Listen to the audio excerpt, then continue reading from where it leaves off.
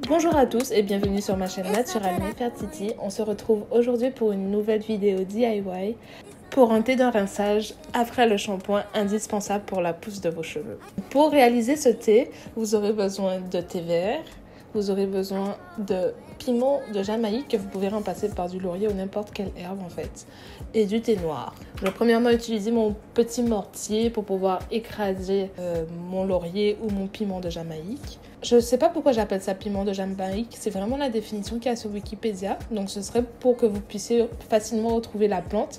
Mais en Guadeloupe, on appelle ça le bois d'Inde et c'est une odeur très giroflée, assez caractérisée. On trouve par exemple la majorité de ces composés dans l'huile essentielle de baie Saint-Thomas. En fait, l'huile de baie Saint-Thomas, c'est exactement l'extraction de cette plante. Donc pour plus de facilité, je ne sais pas si vous pouvez essayer cette méthode, mais je crois qu'elle fonctionnerait, c'est que vous pouvez passer ces feuilles dans le mixeur. Mais moi, je préfère garder quand même des gros morceaux pour pouvoir bien filtrer après mon thé. Donc par la suite, je rajoute mon thé vert et mon thé noir et je remue le tout, histoire d'homogénéiser le tout. Je conserve ceci de côté.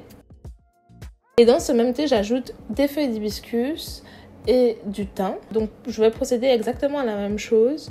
Je vais mettre mes feuilles d'hibiscus dans mon mortier, puis je vais écraser les feuilles assez facilement, je dirais.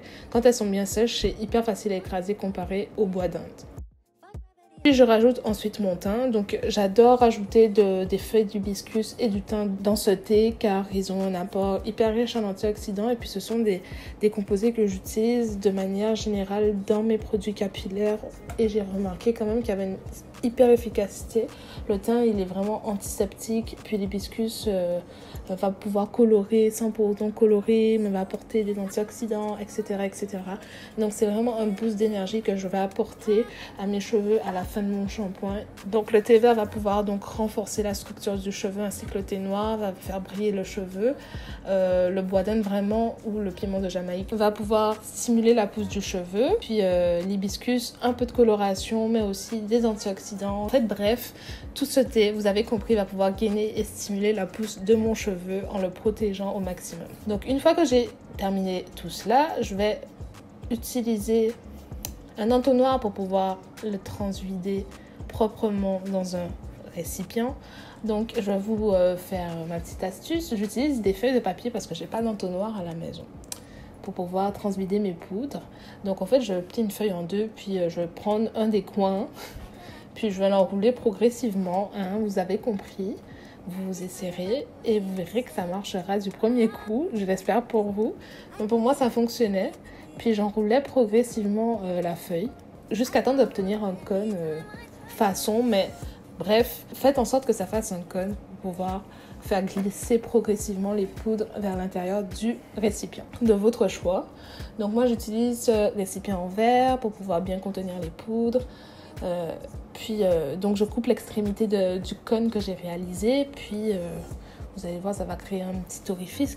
Donc vous allez pouvoir directement insérer ceci dans votre récipient, puis mettre les poudres à l'extrémité et tout simplement mettre les poudres dans le pot, simplement. Donc utilisez une cuillère en bois de préférence. C'est pas des poudres ayurvédiques en tant que telles, mais bref, vous savez tous, moi je préfère utiliser des contenants ou des ustensiles qui ne sont pas ni en métal ni en plastique pour ces soins-là. Donc je préfère utiliser une cuillère en bois qui est beaucoup plus pratique. Donc je transverse le tout progressivement. Puis c'est ça, donc je vais pouvoir conserver ces poudres autant que je le veux, à l'abri de la lumière et bien sûr à l'abri de l'humidité. Je ferme bien le récipient, puis c'est ça. Donc vous pouvez utiliser les feuilles et les herbes que vous voulez. Moi j'aime énormément ces feuilles parce que j'ai vu que ça allait énormément avec mes cheveux et ça permettait de stimuler la pousse de mes cheveux.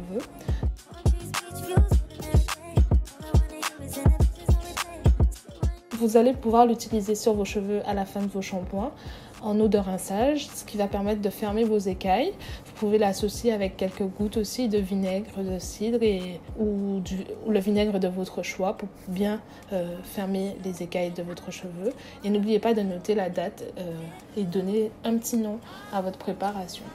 Donc ce que je vais faire avant chaque shampoing, je vais utiliser de l'eau chaude et je vais mettre d'une cuillère à soupe de ces poudres et je vais verser de l'eau chaude en fait directement sur les poudres, ce qui va permettre de libérer un peu tous les principes actifs qu'il y a intéressants dans toutes les poudres et les feuilles. Puis j'ai laissé poser la préparation pendant une dizaine d'heures à peu près.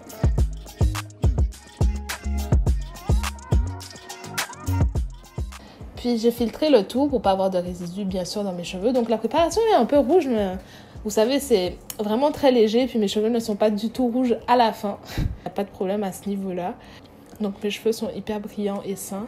Et je vous le conseille surtout si vous avez une eau qui est hyper calcaire chez vous. Petite vidéo vous aura plu. N'hésitez pas à vous abonner, à liker et à activer la cloche pour recevoir toutes les nouvelles notifications qui vont arriver en masse. J'espère que cette vidéo vous aura plu et je vous retrouve la semaine prochaine pour une nouvelle vidéo.